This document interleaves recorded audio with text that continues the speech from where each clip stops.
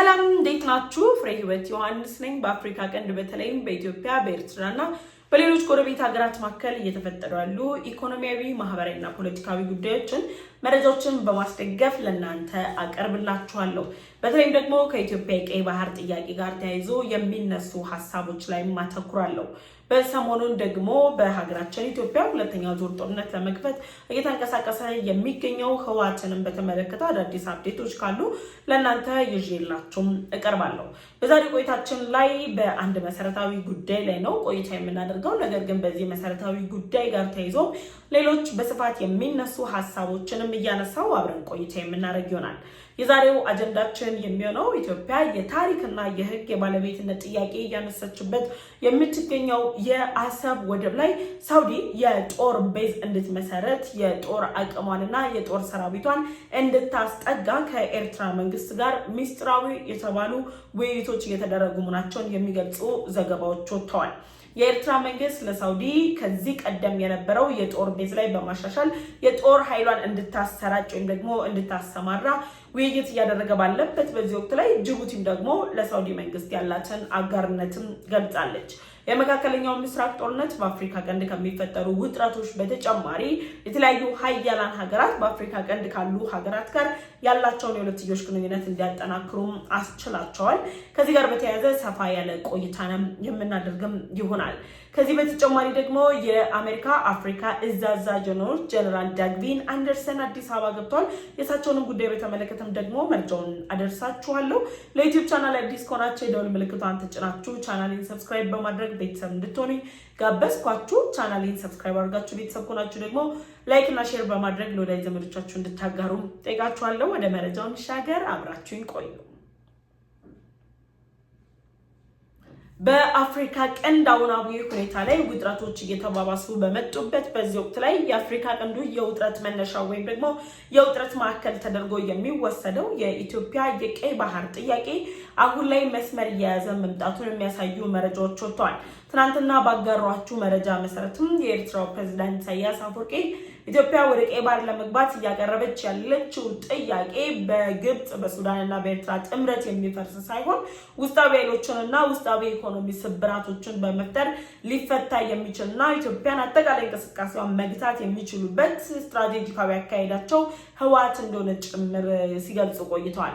ታዲያ እነዚህ ሁሉ ተደማምረው የአፍሪካ ቀንድ አሁናዊ ሁኔታ የራስ ገዟ ሶማሊላንድ እያገኘች ያለችው የሉዓላዊ ሀገርነት እውቅና ሀያላን ሀገራት በራስ ገዟ ሶማሊላንድ ላይ የጦር ቤዛቸውን ለመገንባት የሚያደርጉት ጥረት የገነቡ ሀገራትን ደግሞ የጦር ቤዙን እያሻሻሉ ያሉበት ሁኔታ ኤርትራን በቀጠናው ላይ ስትራቴጂካዊ ሀገርነቷን ይበልጥ እንድታሳይ የሚያስችል ፉክክር ውስጥ እንድትገባም አድርጎታል።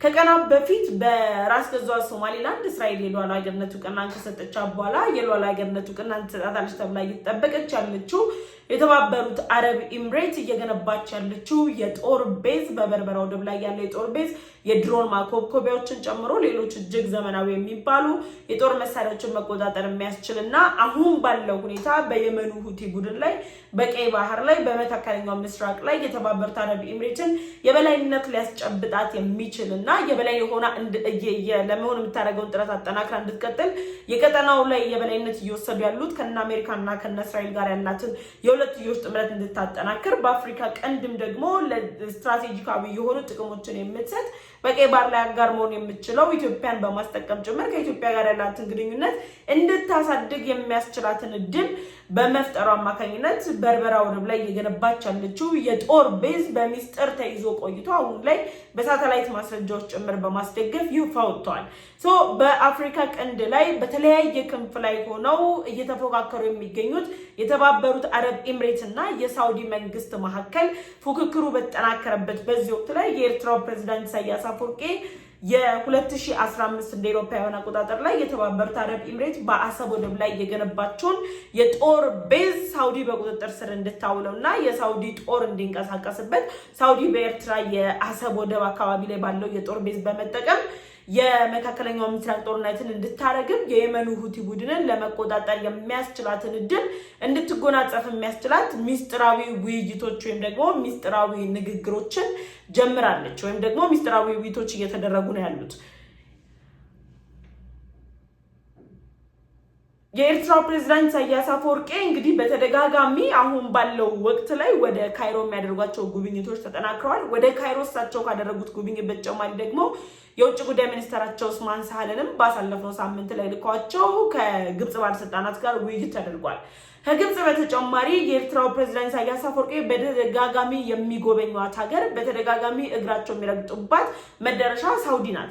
ሳውዲ በኢትዮጵያና በኤርትራ መካከል አሰብ ወደብን ማዕከል አድርጎ የተፈጠረው ውጥረት ላይ ራሱ አደራዳሪ ሆና መግባት የምትችል ለሁለቱም ሀገራት ወዳጅ ሆነችና እነዚህን ሀገራት ሀሳባቸውን እቅዳቸውን ማስታረቅ የምትችል ሀገር እንደሆነች ጭምር ሲነገር ቆይቷል። ታዲያ እነዚህ ባሉበት በዚህ ወቅት ላይ የኤርትራው ፕሬዝዳንት ኢሳያስ አፈወርቂ በተደጋጋሚ ወደ ሳውዲ ሲሄዱ ከሳውዲ ጋር ያላቸውን የሁለትዮሽ ግንኙነት ሲያጠናክሩ ኢትዮጵያ በታሪክና በሕግ ባለቤት ነኝ የምትለው አሰብ ወደብ ላይ ጭምር መጥተው የልማት ስራዎችን እንዲሰሩ የጦር ቤዛቸውን እንዲገነቡ በተደጋጋሚ ግብዣ ስታቀርብላቸው ቆይታለች። ስታቀርብ የቆየችው ግብዣ ሳውዲ ከመቀበሉ አስቀድሞ ግን ከግብጽ መንግስት ጋር በማሪታይም ዲቨሎፕመንት ጨምሮ በሌሎች የሁለትዮሽ ትስስሮችን ማጠናከር በሚቻልባቸው ጉዳዮች ላይ በአሰብ ወደብና በሌሎች የኤርትራ የቀይ ባህር ስትራቴጂካዊ መዳረሻዎች ላይ ከስምምነቱ ላይ ደርሰው ግብጽና ኤርትራ መግባባት ተፈራርመዋል። ከግብጽ ጋር ያለው ጉዳይ ባለቀ ማግስት ላይ ደግሞ አሁን እየተደረጉ ባሉ ውይይቶች በሳውዲና ኤርትራ ማከል እየተደረገ ያለው የተባበሩት አረብ ኤምሬት ስትጠቀምበት የነበረው የጦር ቤዝ የተባበሩት አረብ ኤምሬት ከዚህ ቀደም በዚህ የጦር ቤዝ አማካኝነት ስታደርገው የነበረው እንቅስቃሴ ትታ በተባበሩት አረብ ኤምሬትና በኤርትራ ማከል ያለው የሁለትዮሽ ግንኙነት መቋረጥና አሁን ላይ የተባበሩት አረብ ኤምሬት ፊቷን ወደ ኢትዮጵያ ማዞሯ ለነሱ ኢኮኖሚያዊ፣ ፖለቲካዊ፣ የጦርም እንዲሁም ደግሞ ዲፕሎማሲያዊ ጫና በመፍጠሩ ምክንያት ሳውዲን ተጠቅመው የተባበሩት አረብ ኤምሬት ላይ የበቀል እርምጃ ለመውሰድ ሳውዲ አሁን ላይ ኢትዮጵያ የበርበራ ወደብን በመጠቀም ወደ ቀይ ባህር አትገባም የሚል ሀሳባቸውን እንድትቀበል ማድረግና የኢትዮጵያ ህልም የሆነው የኢትዮጵያ ሀብት የሆነው ኢትዮጵያ አሁን ላይ በእጅ አስገባለሁ ብላ እየሰራችበት ያለውን የአሰብ ወደብና የአሰብ አካባቢ ላይ የሳውዲን የጦር ቤዝ በመገንባት የቀጠናውን ውጥረት እጅግ ከፍ ለማድረግና ፉክክሩ ከኢትዮጵያና ከኤርትራ በተጨማሪ በሳውዲና በተባበሩት አረብ ኤምሬት ማዕከል አድርጎ የባላንጣ መንፈስ በመፍጠር ጦርነት እንኳን ቢያስነሱ ሳውዲ የጦር መሳሪያ እንድታስታጥቃቸው የሚያስችል ስትራቴጂካዊ እድል ነው የኤርትራ ባለስልጣናት ይዘው የሄዱት። የኤርትራ መንግስት የኢትዮጵያን ሁለንተናዊ ሁኔታን ለማዳከም ኢትዮጵያን ለማዳከም አሰብ ወደብ ላይ ያላትን ትኩረት ለማንሳት ውስጣዊ ኃይሎችን ተጠቅመን እንሄዳለን በሚል ማዘናጊያ በመጠቀም ከጀነራል አልቡራን ጋር መክረው ከግብጽ ጋር መክረው እያደረጉት ባለው እንቅስቃሴ አሁን ላይ ደግሞ ሳውዲ በአሰብ ወደብ ላይ የጦር ቤዟን ገንብታ በአሰብ ወደብ አቅራቢያ የጦር ቤዝ ገንብታ ጦሯን አሰማርታ የመካከለኛው ምስራቅ ጦርነትን በበላይነት ከመምራት ባለፈ የየመን ሁቲ ቡድንን እርምጃ እንድትወስድ እናደርጋለን ሲሉ የተባበሩት አረብ ኤምሬትና ሳውዲ ማዕከል ብቻ ሳይሆን ግጭቱ የሚፈጠረው እና አሜሪካና እነ እስራኤል ጋር ጭምር ሳውዲ ውጥረት ውስጥ እንድትገባ ያደርጋታል።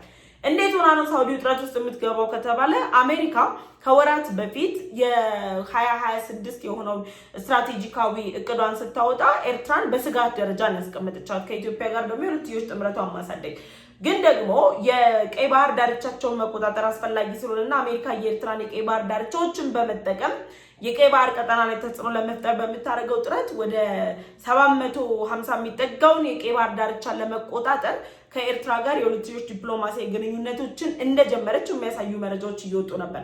ሳውዲ የጦር ቤዟን በአሰብ ወደብ አቅራቢያ ላይ በኤርትራ የቀይ ባህር መዳረሻዎች ላይ የምትገነባ ከሆነ አሜሪካ እያሳየች ካለችው ፍላጎት አንጻር አሜሪካ በዚህ ፉክክር ውስጥ ትካተታለች ወይም ደግሞ በዚህ ፉክክር ውስጥ ትገባለች። ከሳውዲ ልታገኝ የምትችለው ኤርትራ ብቸኛው ጥቅም የጦር ቤዝ እንጂ ዓለም አቀፍ የሆኑ ማዕቀቦች ሊነሷላት አይችሉም። ሌሎች ደግሞ እየተወሰዱ ያሉ እርምጃዎች የተባበሩት መንግስታት ድርጅቶች ዓለም አቀፍ ተቋማት በኤርትራ ላይ የሚያነሳቸውን ተቃውሞዎች ማስቀረት አትችልም። አሜሪካ ግን ማዕቀቦችን እስከማንሳት ጀምሮ ሌሎች እርምጃዎችን በመውሰድ ከኤርትራ ጋር የአሰብ ወደብ ዳርቻን ጨምሮ የቀይ ባህር ቀጠናውን በመቆጣጠር ጥረቶችን እያደረገች ነው የምትገኘው። ስለዚህ በአሜሪካና በሳውዲ መካከል በሚፈጠረው ፉክክር ላይ የጦር ቤዙን የገነባቸው የተባበሩት አረብ ኤምሬትም ከዓመታት በፊት ያወጣችው ወጪ ቢሆንም በዚህ ጉዳይ ላይ ጣልቃ በመግባት ፍላጎቷን ልታሳይ የምትችል ሀገር መሆኗም ይነገራል። ስለዚህ አሁን ባለው ሁኔታ የአሰብ ወደብ ላይ የጦር ቤዟን እንድገነባ ሳውዲ እያመቻቸቻት ያለችው ኤርትራ ወደ ጦርነት እየገፋቻት ነው ያለችው። ከተባበሩት አረብ ኤምሬት ጋር ያለውን ውጥረት መጨመር የየመን ሁቲ ቡድን እንቅስቃሴ ለመቆጣጠር እንዲያስችላት ነው ቢባልም ለየመን ሁቲ ቡድን ጨምሮ ለሌሎች አማጽያን የቀይ ባህር ደሴቶቿን ያከራየችው ኤርትራ ነች። ባከራየችው ደሴት ላይ ኤርትራ በምታደርገው ድጋፍ ላይ ሳውዲ ገብታ ዋጋ የምትከፍልበት ምክንያት የለም። ስለዚህ ሳውዲ ከኢትዮጵያ ጋር ያላት ግንኙነት ይታወቃል። ከዚህ ቀደም ነግሬያቸዋለሁ። ኖቬምበር ላይ ወደ 50 ሚሊዮን የአሜሪካን ዶላር የሚገመት ኢንቨስትመንቶችን ቁጥራቸው ከፍተኛ የሆኑ ኢንቨስትመንት ሀሳቦችን ጭምር ኢትዮጵያ ውስጥ ለመስራት ፍላጎት እንዳላት ያንን ለማከናወንም እየጣረች መሆኗን የሚያሳዩ መረጃዎች ወጥተዋል። ወይም ደግሞ በተግባርም ስምምነቶችን አይተናል። ስለዚህ አሁን ሳውዲ እየቀረበላትን ያለውን ኦፈር ትቀበላለች ወይ? የአሰብ ወደብ አቅራቢያ ላይ የጦር ቤዟን ትገነባለች? የተባበሩት አረብ ኤምሬት ገንብታ የነበረውን የጦር ቤዝ ወስዳ ከተባበሩት አረብ ኤምሬት ጋር ወደ ግጭት ትገባለች ወይ የሚለው ኤርትራን እንደ ሱዳን ነው የሚያደርገው። የጀነራል አልቡርሃን አይነት ጣፈንታ ለኤርትራው ፕሬዝዳንት ኢሳያስ አፈወርቂ እንዲደርሳቸው የሚያስገድድ ነው የሚሆነው። የኤርትራው ፕሬዝዳንት ኢሳያስ አፈወርቂ አሁን ባለው ሁኔታ ላይ በአገራቸው ውስጣዊ ችግሮች እየተነሱ ያሉት በከተማቸው አስመራ ከተማ ላይ በሚገርም ሁኔታ ከፍተኛ የተባለ የውሃ እጥረት አለ። የጤና ተቋማት አገልግሎት እየሰጡ አይደለም። የሕክምና አገልግሎት ህዝቡ እያገኘ አይደለም። ህዝቡ በችግር ውስጥ ነው ያለው። ተቃውሞዎች እየተነሱ ነው ያሉት። ውስጣዊ ተቃውሞቹ ዲሞክራሲን ከመፈለግ አምባገነናዊነትን ከመቃወም ባለፈ ከዛ ማዕቀፍ ውስጥ ወጥተው አሁን ላይ ደግሞ የመሰረተ ልማቶችን አገልግሎቶችን እየጠየቁ እንደ ሰው እንደ ዜጋ ለመኖር የሚያስችላቸውን ጥያቄዎችን እያቀረቡ ነው ያሉት። ስለዚህ በሳውዲ ጦር ቤዙን ገንብታ ወደ ኤርትራ የምትገባ ከሆነ በተባበሩት አረብ ኤምሬትና በሳውዲ መካከል የሚፈጠረው ጦርነት ልክ ሱዳንን የተባበሩት አረብ ኤምሬት እየደገፈች በፈጥኖ ደራሽ በኩል ጀነራል አልቡርሃንን እያጠቃች ነው ከሚለው እሳቤ ጋር የሚያመሳስሉ ቁጥራቸው ሰፊ ነው። ነገ የኤርትራው ፕሬዝዳንት ኢሳያስ አፈወርቂ እጣቸው ሊሆን የሚችለው የጀነራል አልቡርሃን እጣ ፈንታ ነው። በርስ በርስ ግጭት ውስጥ ማለት ነው። በርስ በርስ ግጭት ውስጥ ግን ሲያልቁ እንደ ሱዳን ሌላ ተቃዋሚ ኃይል የላቸውም። የኤርትራው ፕሬዝዳንት ወይ ደግሞ እንደ ፈጥኖ ደራሽ ኃይሉ የተደራጀ የጦር ኃይል የላቸውም። ግን ደግሞ በቀይ ባህር አፋር ያሉት ደግሞ ሌሎችም እንደ ብርጌድና ሐምዱ ያሉ ሌሎች ኃይሎች ጦራቸውን አጠናክረው ገብተው ለአንዴና ለመጨረሻ ጊዜ ኢሳያስ አፈወርቂን የሚቀብሩበት አይነት ውጥረት፣ የሚቀብሩበት አይነት ጦርነት፣ የሚቀብሩበት አይነት ግጭት ይፈጠራል የሚሉ እምነቶችም አሉ። ስለዚህ ኤርትራውን ላይ በገዛ እጇ ለሳውዲ ከኢትዮጵያ ያሸሻለሁ ብላ የምታስበው የአሰብ ወደብን ከማሸሸቷ አስቀድማ የጦር ቤዙን የተባበሩት አረብ ኤምሬት የገነባችውን መስጠቷ ወይም ደግሞ ልሰጥ ነው እያለች እያደረገች ያለችው ዝግጅት ዋጋ የሚያስከፍላት እንደ ሀገር ለመቀጠል የማያስችላት መሆኑንም አስቀድማ ልትረዳ የሚገባው ጉዳይም ነው። ከዚህም በተጨማሪ ደግሞ አሁን ባለው ሁኔታ ላይ ኤርትራ የጦር ቤዝ ትገንባ ሳውዲም ከተባለ ሳውዲ የኢትዮጵያን የቀይ ባህር ጥያቄ አትቃወምም። ወይም ደግሞ ኢትዮጵያ ወደ ቀይ ባህር እንድትገባ ፍላጎት ካላቸው ሀገራት መካከል ነች። ከኢትዮጵያ ጋር ያላት የዲፕሎማሲ ግንኙነት ይታወቃል። ኤርትራ ምንም እንኳን ስትራቴጂካዊ የተባለ ቀይ ባህር ዳርቻ ቢኖራትም እንኳን ከፍተኛ የሚባል በጀት አውጥታ ሳውዲ አሰብ ወደብን ካላለማች የአሰብ አካባቢ ካላለማችሁ በስተቀር የልማት ስራዎችን መስራት አትችልም። ስለዚህ በቀይ ባህር ላይ የሚንቀሳቀሱ ከሽብር ቡድኖች ወይም ደግሞ የነዚህ ጸረ ሰላም ኃይሎች ጋር ጥምረት እንዳላት የሚነገርላት ኤርትራ ኑና አብረን እንስራ ስትል የደህንነታቸው ጉዳይ አስጊ ነው የሚሆነው። ለሳውዲ በየመን ሁቲ ቡድን ላይ ብልጫ ለመውሰድ የመካከለኛው ምስራቅ ጦርነት ላይ ብልጫ ለመውሰድ ስትራቴጂካዊ የተባለውን የአፍሪካ ቀንድ የባቢላል መንደብ ወሽመጥን ተጠቅሞ ለመግባት የሚያስችል ስትራቴጂካዊ ቁልፍ ቦታ ያላትን ኤርትራን ተጠቅማ ዓለም ላይ ተጽዕኖ ለመፍጠር የሚያስችላትን እድል ይሰጣታል እንጂ ኤርትራ ልክ እንደ ራስ ገዟ ሶማሌላንድ የቀጠናው ስትራቴጂካዊ አገር ለመሆን የምታደርገውን ጥረት የሚያሳካ አይደለም። ሶማሌላንድ ስትራቴጂካዊ አገር የሆነችው የተጠና የተሳለጠ እርስ በርሱ የተግባባ የዲሞክራሲ ስርዓት ያላት 6 ጊዜ ዲሞክራሲያዊ ምርጫን ያደረገች ከሌሎች ሀገራት ጋር እየፈጠረች ያለች የዲፕሎማሲ ግንኙነት የውጪ ግንኙነት ፖሊሲዋን ያጠናችና ያሻሻለች በሰጥቶ መቀበል መሪ የምታምን ሀገር ነች።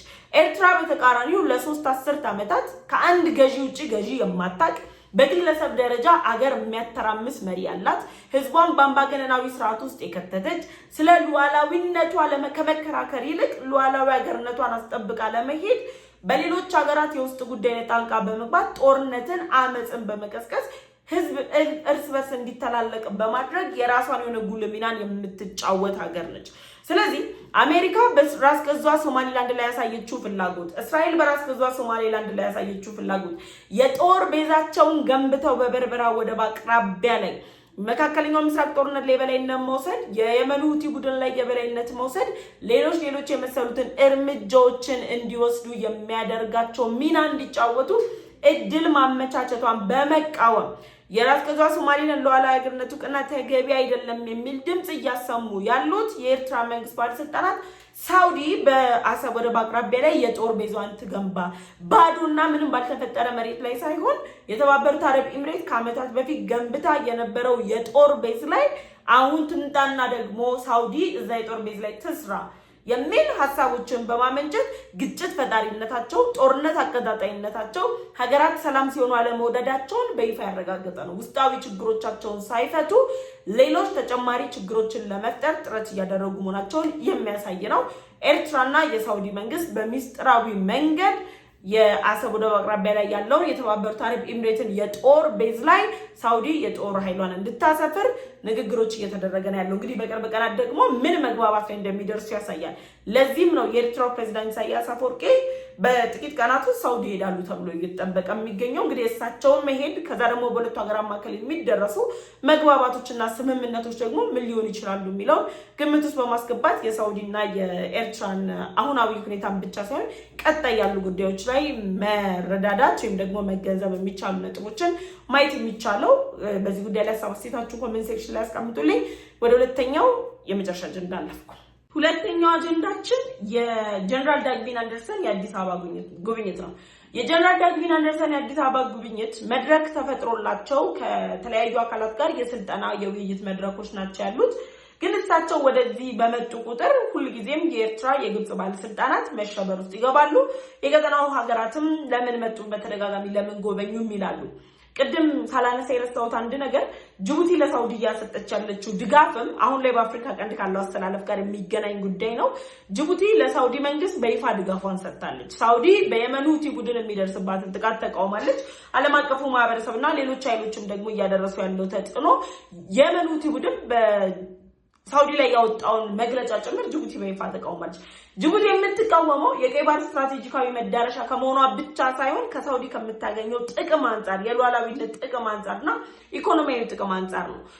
አሁን ሳውዲ፣ የተባበሩት አረብ ኤምሬት እና አሜሪካ እና እስራኤል በጣም ከፍተኛ የሚባል ፉክክር ውስጥ በገቡባት በዚህ አፍሪካ ቀንድ አካሄድ ላይ አሜሪካ አንድ እርምጃ ቀዳሚ እየሆነች የጦር አዛዦቿን ከፍተኛ ባለስልጣኖቿን አዲስ አበባ በመላክ አዲስ አበባ ከጠቅላይ ሚኒስትር ዶክተር አብይ አህመድ ጋር ጨምሮ ከሌሎች ባለስልጣናት ጋር ውይይት እያደረጉ ነው ያሉት። የጋራ ደህንነትን ማስጠበቅ፣ የቀይ ባህር ደህንነትን ማስጠበቅ፣ ወታደራዊ ኃይልን ማጠናከር፣ እርስ በርስ ትብብራቸውን ማሳደግ፣ ኢኮኖሚያዊ፣ ፖለቲካዊ፣ ዲፕሎማሲያዊ ጥቅሞቻቸውን ማስተሳሰር በሚችሉባቸው ጉዳዮች ላይ እየመከሩ ነው ያሉት። ከዚህ ምክክር በስተጀርባ ምን ሀሳብ ሊነሳ ይችላል የሚለው እንግዲህ በቀጣይ ተከታትዬ ይዤላችሁ እመጣለሁ። ለዩቲዩብ ቻናል አዲስ ከሆናችሁ የደወል ምልክቷን ተጭናችሁ ቻናሌን ሰብስክራይብ በማድረግ ቤተሰብ ሁኑ። ቻናሌን ሰብስክራይብ አድርጋችሁ ቤተሰብ ሆናችሁ ላይክ እና ሼር በማድረግ ለወዳጅ ዘመዶቻችሁ እንድታጋሩ ጋበዝኳችሁ። በቀጣይ በሌሎች ዝግጅቶች እመለሳለሁ። እስከዛው ቻው ቆዩ።